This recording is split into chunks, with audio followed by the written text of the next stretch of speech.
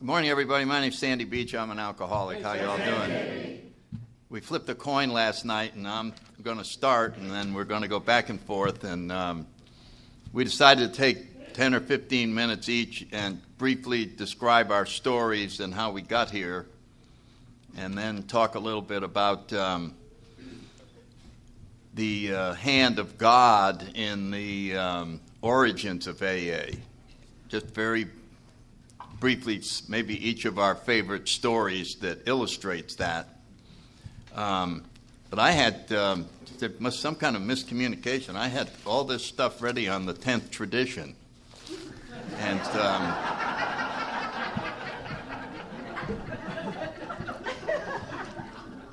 so we're going to shift over to There-is-a-Solution. So that when you buy the CDs, you won't have the title on there, and then you listen, and it's all about the 10th tradition, and that would maybe get somebody drunk.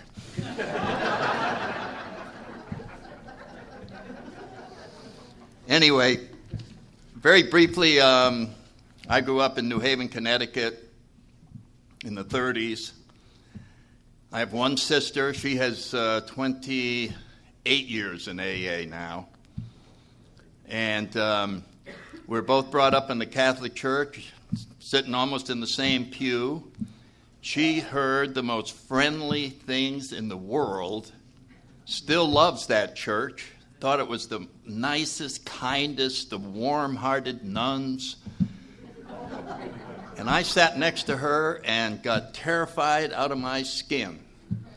And at age 8, I was sitting on the front row. I'd studied that catechism, and I had my ear yanked, and, that's what was going to happen to me. And I had a personal revelation. I was looking at the crucifix. It's about 20 feet high, wooden cross. You couldn't miss it. It was hanging right there. And it was like I kept staring at it, and it was almost like a light or a message came, and it said, "Little boy, do you see this?" And I went, "Yes." Well, this is what God did to his only son that he loved.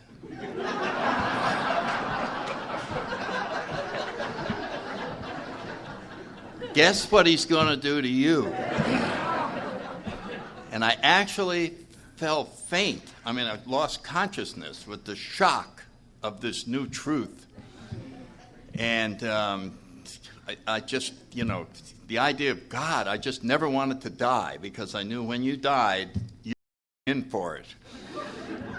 So it was hard for me to find any comfort with the concept of a higher power. And I needed that desperately because I was so uncomfortable in my own skin. I knew there was something missing in my life. I knew that I wasn't the same as other people. I never fit in anywhere. It was extremely awkward to do anything. I found it hard to meet people. And yet I was, I'd be voted the best natured. I was funny and all that. So if you saw this outside, you said, look at that guy, look at that guy. And inside, I'm just about to have a nervous breakdown. And I went to a little school. I was telling Don on the way over here, I went to a little tiny prep school in New Haven called Hopkins. And it was founded in 1660. And just a little tiny day school, but it had been there for a long, long time. And it was a wonderful little school, and it was a pipeline right into the Ivy League. And so I went right down to Yale in New Haven.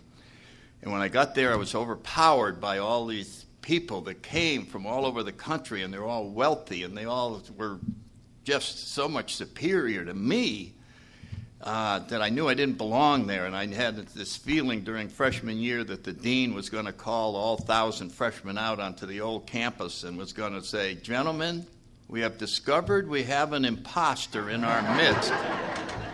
He's right back there," and they were going to have guys come and get me out of there. So that was the comfort level that I had. And I went to a thing, and my roommates are going, "You're in college, you ought to be drinking." And drinking was a sin, and drinking, I don't know, there was something about it that I was trying to stay away from. But they kept telling me, "It'll make you feel wonderful, make you feel wonderful." And I was at this social event where you're supposed to go around and meet all these other guys, you know, those type of things, mix and meet or whatever it is. It's just like going into combat as far as I'm concerned. That is terrifying. And I would try, and I couldn't pull it off. And that night I went over and walked up to a group, and they all were looking at me, and you could just see it. I mean, people talk with their eyes. You can see it there. And they were going, "We don't want to know you. We have enough friends. Stay the hell away from our little group." And it would just, take my breath away. So I'd try to go to another group, and they gave me the same signal. It was so powerful, and so I couldn't get my hand out to actually say hello to anyone. And there was a bar there, and I decided, God, it'd feel good. That would be nice. And maybe I'll have a drink, and maybe it could feel good. And I had a drink, and nothing happened. I had another drink, and nothing happened. And halfway through the third drink, I decided to leave. I said, I don't feel good. It's astounding with the overrated stuff they're talking about. You know, what is this? And I turned as if to leave, and I looked back at these guys, and it was as if they were gone, and there were now 40 of the friendliest eyes I have ever seen. Everybody in that room wanted to know me. They were begging me to come join them. And I just went, my God, I can't believe this. And I just had a whole new view of the world. It was no longer a dangerous place. It was a wonderful place. And people in it were marvelous. They all were smiling. And I just had a spring in my step. And I suddenly had a realization that they're going to be lucky to know me. And it was sort of a mutual admiration going on right there. And I just, my fears were removed so I could be creative. I could think of something to say. It wasn't stifled anymore. And I thought to myself, you should have started drinking in grammar school. This is remarkable how it takes you to a new place to live. I just was in a world that I thought was just one. I just couldn't believe it. It was just the greatest. And I'd only been drinking 10 minutes. I now had the new favorite thing, and there wasn't even a close second. And, of course, that night, if a little bit is good, then 25 drinks would be better. And, of course, I got sick and room spinning and vomiting and dry heaving and waking up on the cold tile in the bathroom and right near the toilet so you could dry heave and lie down and dry heave and lie down. And my head hurt and my whole body ached and my hair hurt. You remember when just everything was dying. And I sat on my bed just thinking about this, and the thought came in, well, are you going to drink again tonight? And I went, oh, yeah. Oh, yeah. I said, this pain and throwing up and vomiting and absolute anguish is a small price to pay for what I had last night. So I made my deal right there, that no matter what it took, it was worth it. So alcohol did something for me that it doesn't do for average drinkers. You wouldn't hear average drinkers talking like this, that they would give up, you know. And so if the devil had come along and said, all right, before you go into this, I want to just make sure you understand the deal that you're signing up for. Now, you willing to give up your high grades? Yep, I'd be willing to give that. How about athletics? You like it? No, I'd be willing to give up athletics if I can keep this new power that I found. Well, how about getting your teeth knocked out? How about broken bones, getting arrested, almost flunking out? Your family will almost disown you. Yep, that'll be all right. Yeah, I think I can handle that. I can handle that. With this new power, I think I could handle just about anything as long as I have access to this. So I thought I was a social drinker. I thought everybody had this remarkable transformation and awakening and all of that. And so, the rest of the story is sort of incidental. In other words, once you're an alcoholic, that's the main event. And then there's these side plots like getting married and joining the Marine Corps and becoming a fighter pilot like Creighton over there. And these things are like a hobby or some other thing that you do in addition to maintaining this relationship with alcohol. And so, but I just thought I was having fun, going about my way. And after about 10 and a half years of flying in the Marine Corps, the end came. The disease just came and shut me down. I ended up flying where I didn't want to be in the plane. I didn't trust the pilot. He didn't know what he was doing. He was in bad shape and all these things. And I remember no matter what your job is, if you're an alcoholic, you are encountering situations that aren't supposed to be encountered. You know what I'm talking about? In your job. Like I heard a doctor one time, he came out of a blackout in the middle of surgery and didn't know the procedure that he was doing, and he was trying to talk to the people around him. They would give him a clue as to what he was doing, and that type of situation was not covered in medical school. And I was going through withdrawals in the planes, and there was nothing in the FAU handbook about flying the Crusader during withdrawals, alcoholic withdrawals. So you have to make up your own solutions. That's my point, is that you are left creatively thinking your way out of things.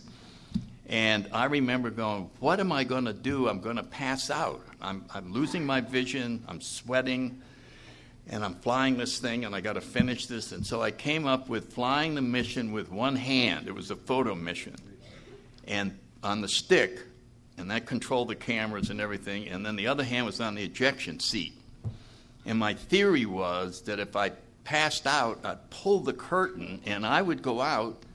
The plane would crash, the chute would open automatically at 10,000 feet, and I would be safe.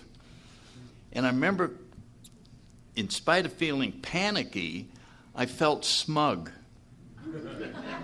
You know what I mean? It was almost like, well, they almost had the old fox. But he got out of another one. And so you can see we're not doing too well. So I went to the doctors, and they couldn't find out what was wrong, and they diagnosed me after 3 weeks of observation as childhood fear of flying, and I was retrained as an air traffic controller during my last year of drinking. And during that time, I lost about 50 pounds, malnutrition, stopped hanging around people, just drank alone, drank vodka, I put vodka in soup.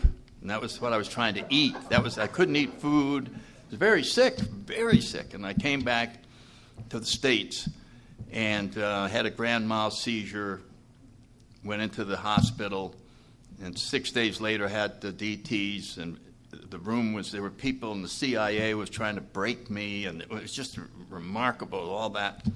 And evidently I was screaming all over the place, and they got me and put me in a straitjacket and locked me up in the nut ward for 6 months. And so that was my crashing and burning. And while in there, an AA group talked their way in. They said, you have some alcoholics in that mental ward. Oh, we don't have alcoholics in the Navy and all that. We think there's a few in there. Why don't you let us bring a meeting in? And so a corpsman had 3 of us fall in our little bathrobes. We went down. I heard about it. It sounded great, but I didn't think it was exactly for me. And so when I was let out and they told me if I ever drank again, my career was over. And, I just had one drink here and one drink there. And now I'm smuggling booze back into the nut ward. And somehow I got out of there, was sent back. I knew I was going to get caught. And on December 7th, 1964, which is my anniversary, I called AA from the Marine base at Quantico, and they sent another Marine captain over. He was the only other Marine member of AA, and he came to my house and took over. He was my sponsor. He's still my sponsor. I have the same sponsor for almost 40 years. And he just took me in and took control of my life. He just said, this is a 12-step call. I talk, you listen. Boom, get in the car. That was the basic message. And I haven't had a drink since. And I was indoctrinated into this incredible program that we're going to talk about today that has been the most exciting thing. I thought flying those planes was exciting, but this is much more exciting. It's a much bigger deal. It is absolutely, there's no comparison. And if you're new, we hope to impart to you today the tremendous excitement of spirituality. This is the major leagues. When we move into this level, we're going up at the epic level. This is why we're alive, is to have the opportunity to experience what's available here. Thanks. I'll turn it over to Bob.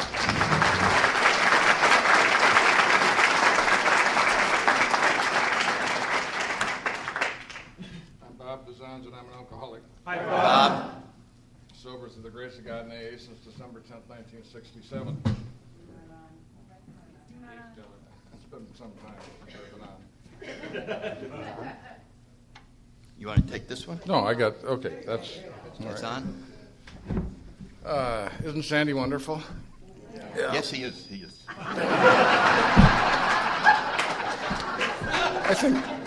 I think he's better on tape than he is in person, but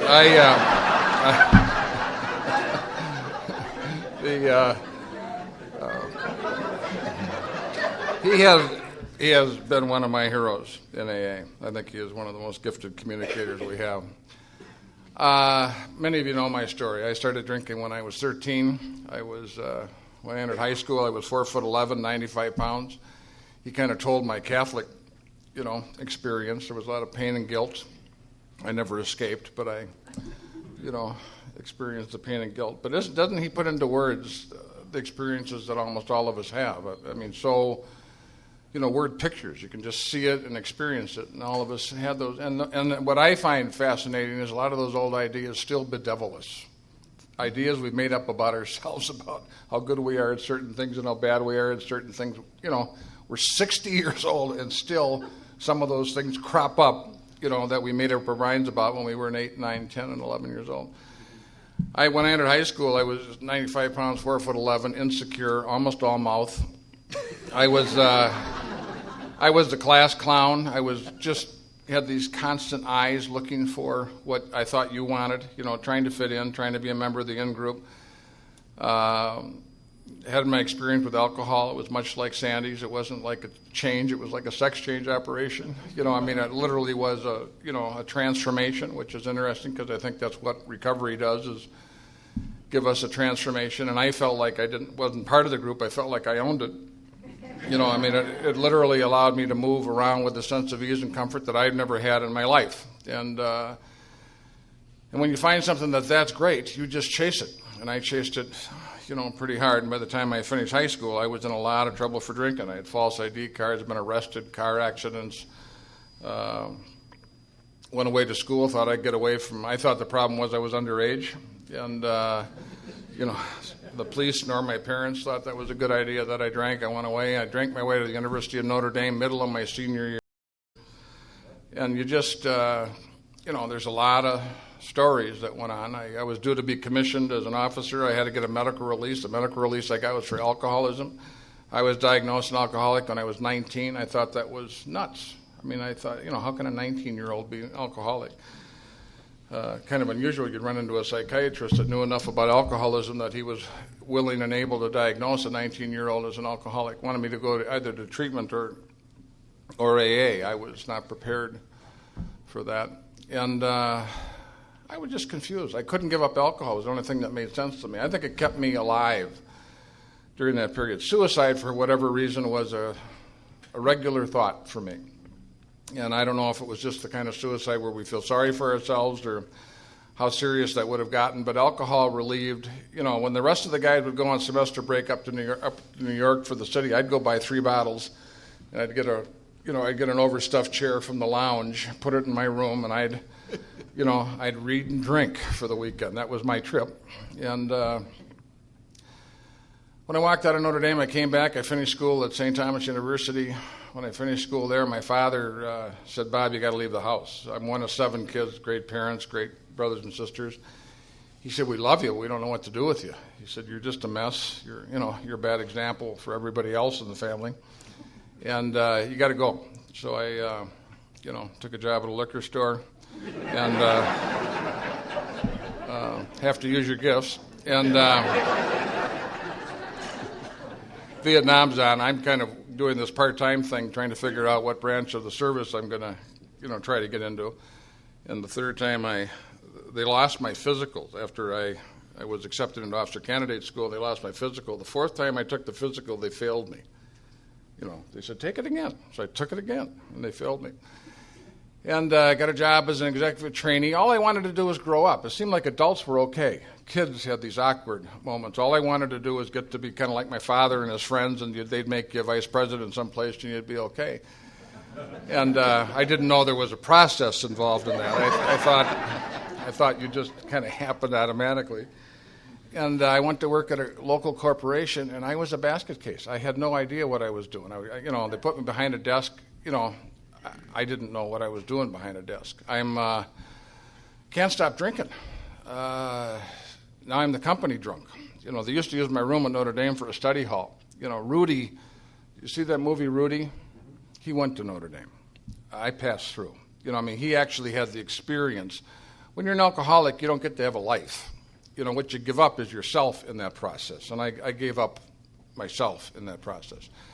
And now I'm at this company, and I'm just, I use up sick leave in the first 4 months of work. I am falling asleep at my desk. I'm sleeping my hangovers off in broom closets and dark rooms. And, I quit the job, took a job as a salesman, thought it would give me more flexibility. And I can't shut down my drinking. I don't know what I just can't get the rhythm. And I can't drink and work, which, so therein lies the problem.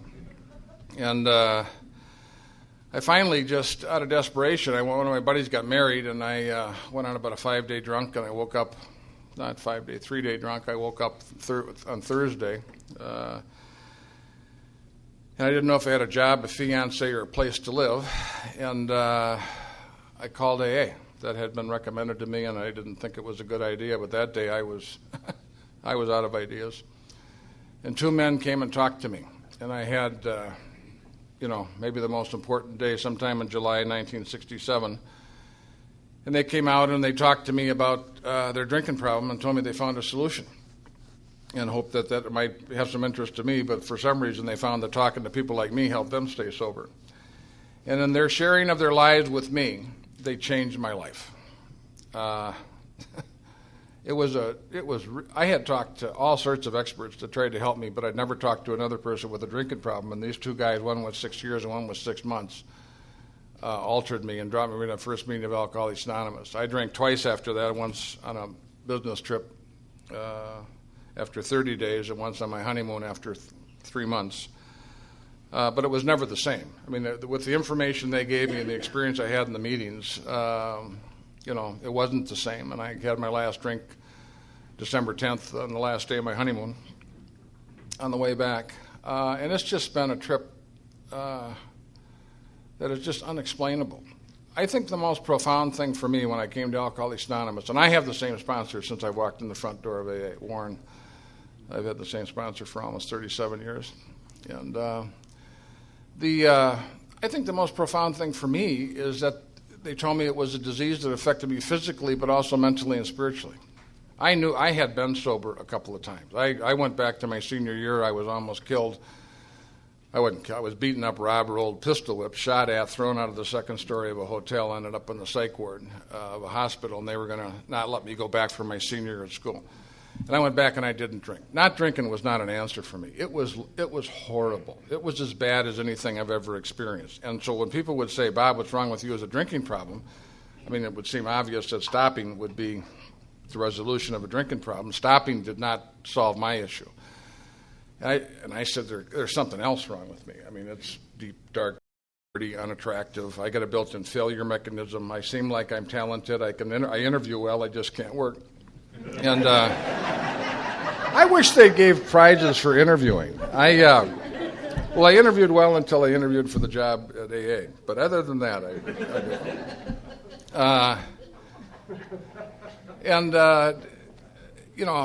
when they told me that it was physical, but I remember my sponsor told me that the physical part was like 10% of the deal. I can't tell you how shocked I was. I thought we'd spend a lot of time talking about how not to drink. He said, no, once we're in AA, we use the 12 steps to change. He said, we use the 12 steps of the recovery program to find a different way to live, to be different. If you don't find a different way to live, if you don't change, you're going to go back because you don't know how to live without drinking. So what they gave me the idea. And then I said after the meetings, we'd go to the meetings like at 7:30. The meeting started at 8. I'd go home about 11:30. And you'd listen to these guys talk to their sponsors, and they weren't, almost none of it was about drinking. It was about fights with their wife, problems at work, doing bills, doing amends, how to do it. It was talking about how to live. It was a very, different sort of thing. And I really got hope. I really got a sense that there was a solution. And you can't describe the trip. You couldn't draw a straight line from where I was, to where I am today. Our meeting Friday was on, hope you don't get what you deserve. That's the one thing. If any of you are out there praying for justice, I recommend you stop it.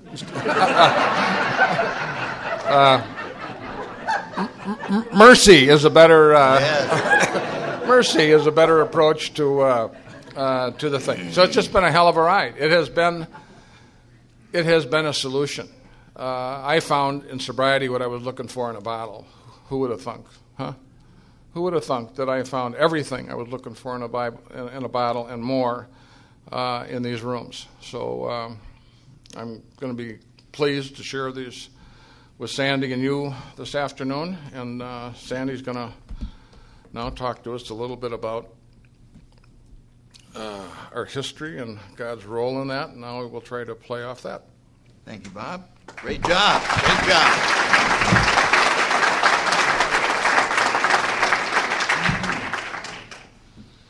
Now, if you knew there's going to come a day in your AA life when history will grab you, in the beginning I wasn't remotely interested in it. And as time has gone by, it just becomes more and more fascinating, and I love our archivists, and I'm so grateful for all the work they've done. But one of the things that I see in there that makes me just feel so wonderful is the hand of God. You just see that this thing did not just happen. I'll tell you something that did just happen without the hand of God. That was the Washingtonian Society, which was incredibly successful for a certain period of time, and then it just collapsed. And that thing got started by just 6 guys at a bar who saw that their lives were coming apart, and they were pretty, guys in their 20s, they're businessmen and professionals, and they said, if we don't get a handle on this drinking, we're going to lose everything. And they said, yeah, you're right, and they drink to that and all that kind of stuff. And what was big at this time in the 1840s were temperance movements and pledges and all this kind of stuff. So they said, we'll make up our own pledge. Maybe the 6 of us can keep each other sober. So let's get a pledge. Yeah, I'm getting a pledge. I'll get a pledge. And they got this pledge, and it didn't have anything to do with God. It just had to do with saying in front of other people, I swear to never touch this evil stuff, and blah, blah, blah. And then they found that the 6 of them, they would meet once a week and talk about how they didn't drink. And they said, this is great. We ought to go out and promote it. And so they had great promotions. And they tried to get people of high stature to join so that other people would join.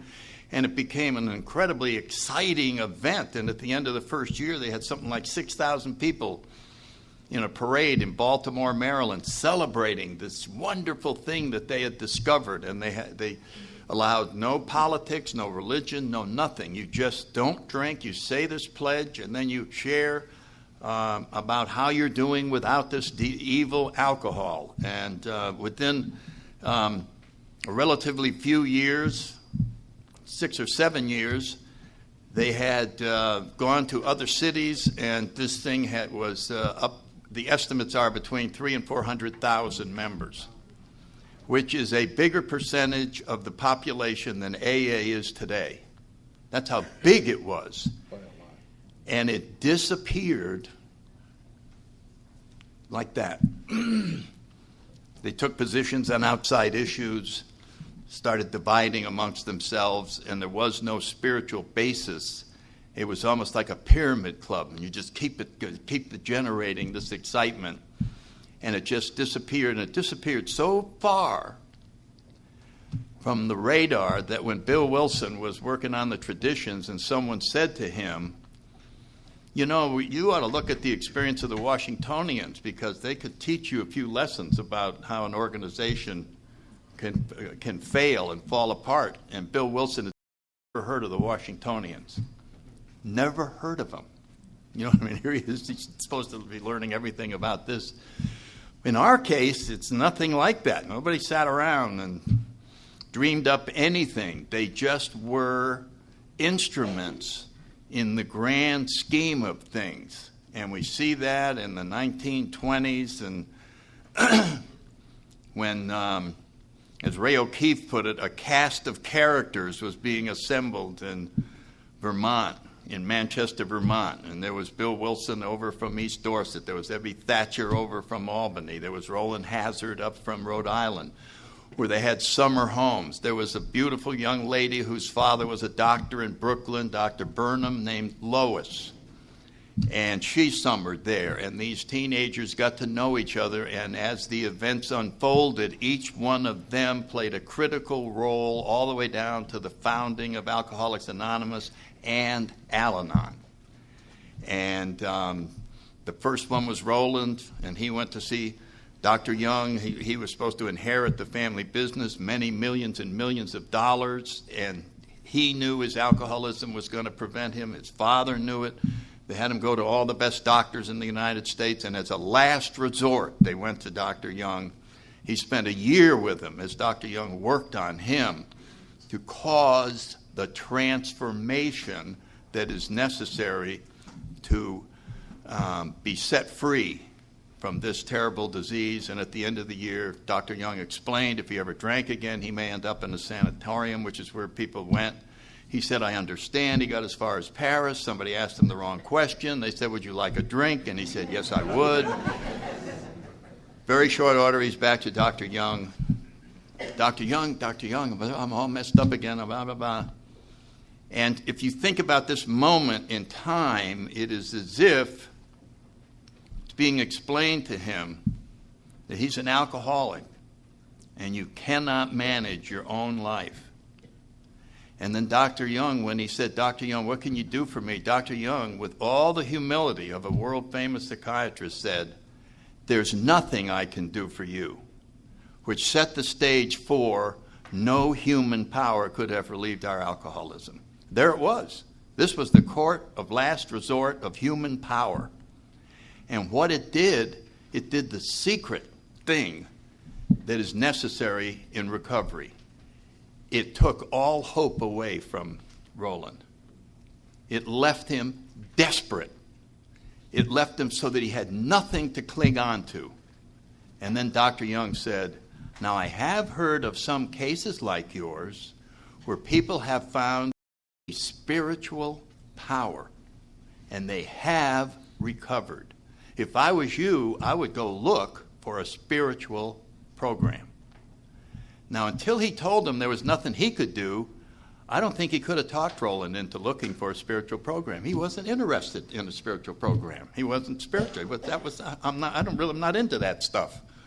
But once he found out there was nowhere else to go, he eagerly went after a spirit. Where can I find a spiritual program? He was just on a search. And that God could and would if he were sought. And he found the Oxford group, which was real in. They were all over the place, and it was a great place, and he got sober. And the next cast, when Bill's sponsor, Ebby, he was the next to crash and burn in front of the judge. Roland Hazard and Shep and one other guy were there, and they said, would you release him in our custody? And the judge said, sure, be glad to, and they took him to the Oxford.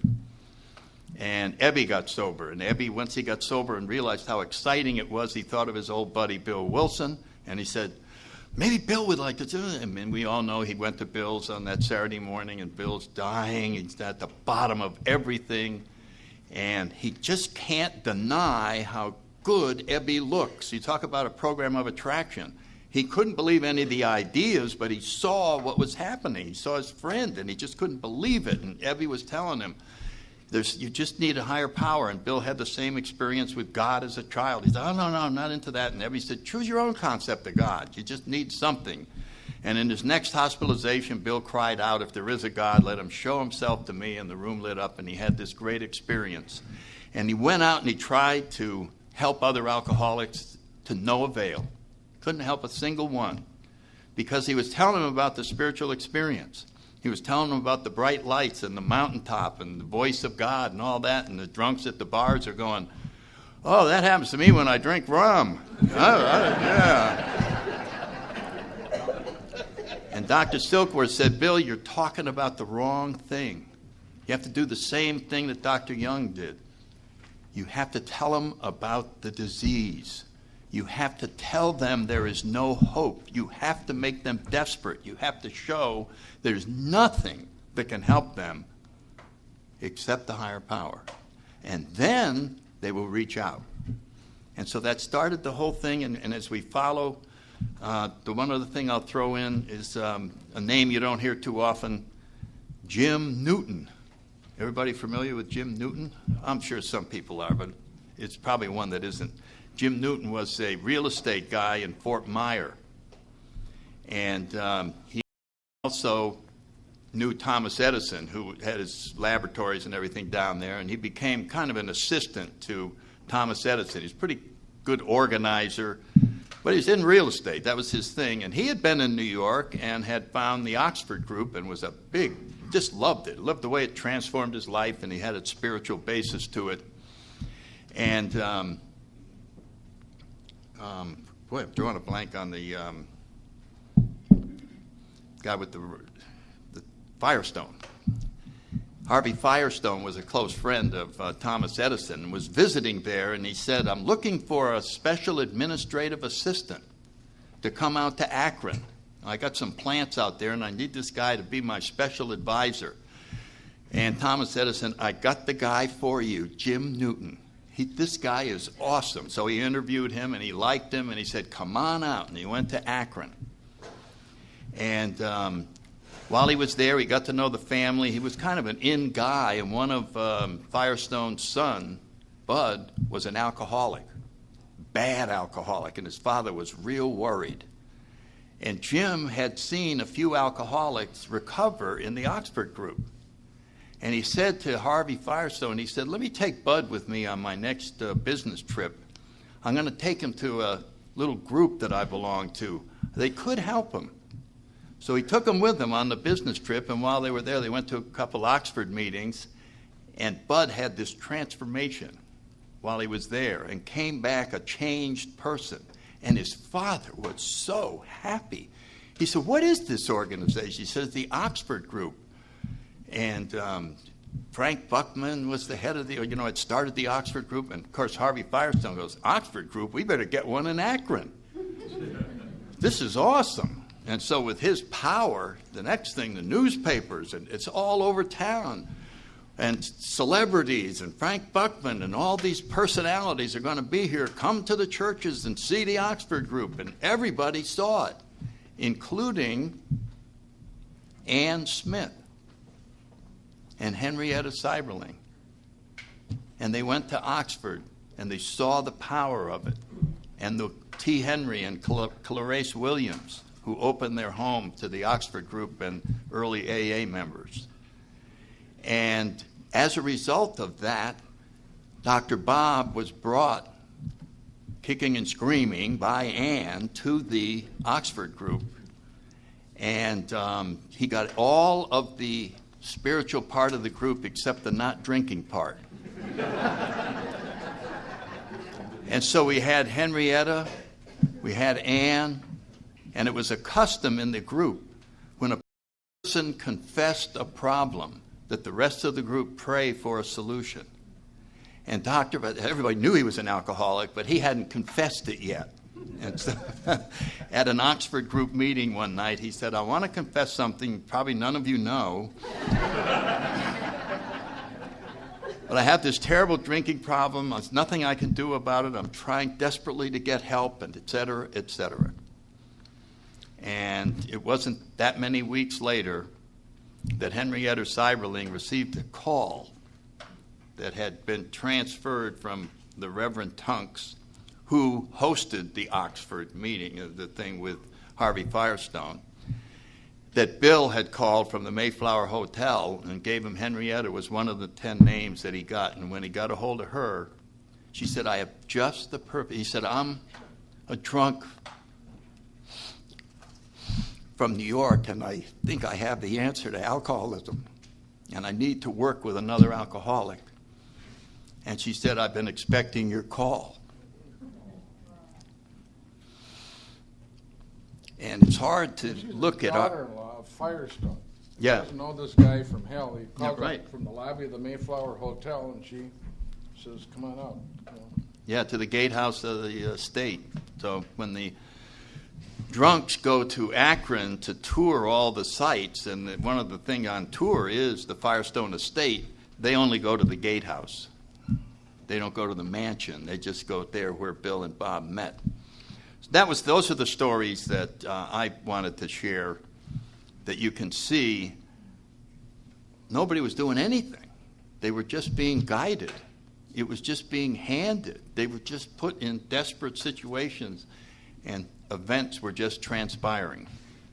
Bob, pick it up and Pick it up. Thank you.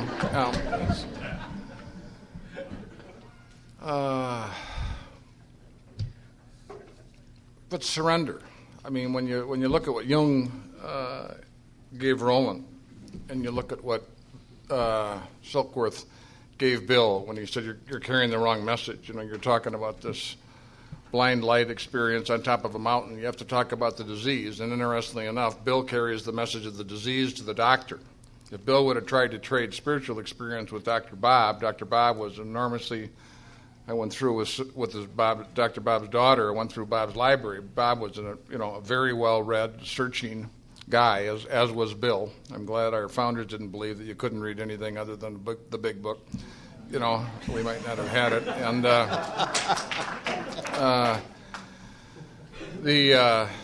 it really is. I mean, Jung wrote a book called Man in Search of His Soul, and I happen to have that book right now. And Bill autographs it to Bob Smith at Christmas. He said, "Hey, Smitty, read this. Great stuff."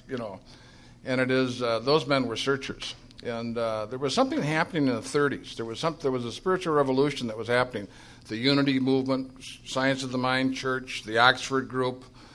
There was just Emmett Fox. I mean, there was this revolution that was going on in spirituality. I don't know if it had to do with the Depression or whether it was just, it seems like, spiritual openings come at different periods of time. But what I do know is that if you've got someone who's really locked into a serious problem like alcoholism or any other kind of serious problem that none of us have in this room, we've been in a relationship with that for a long time, trying to change it, trying to alter it, and unsuccessful. Okay, but we are like locked in. It's like a tar baby. We have our arms wrapped around that sucker, and we're doing everything there's no opening. One of the great Zen masters said you need the mind of a beginner, not the mind of an expert. In the mind of an expert, there is no opening. There's no space. But what happens with surrender is your ego gets destroyed. When your ego gets destroyed, there's an opening. You aren't there. And when you aren't there, you have like a clean slate that someone can come in and say, try this. Would you be willing to look at this? And what happened to Bill, and what happened to Bob, and what happened to Roland is that they got knocked on their buns. They had a surrender experience, and they were at that moment open, clear, and empty. I think the story of the book is one of the next great stories in Alcoholics Anonymous. Bill stayed for 6 months in Akron. You talk about the Depression. What better time could we have had to incubate Alcoholics Anonymous in the Depression? He didn't have a job. He was down there working on a proxy deal down there that had kind of fallen through. He still thought it might do it. So he hangs out, and they go get Bill Dodson, and they go, and then they get Ernie, and they start building this thing, and they've got a bunch of guys going. Bill goes back home to New York and starts a group in New York, and pretty soon they've got these two little pockets of groups going. And sometime in 1937, I forget exactly when, he goes back down to Akron, and he's sitting on the front porch of Bob's house, and in the conversation, it came to both of those men that there were enough recoveries now, let's say there were 20, that they really had stumbled on something that was bigger than themselves. They weren't looking to start Alcoholics Anonymous. They were looking for a way out. They weren't trying to start an organization. They were trying to save themselves from this horrible grips of the disease, and somehow they knew that working, when Silkworth talked about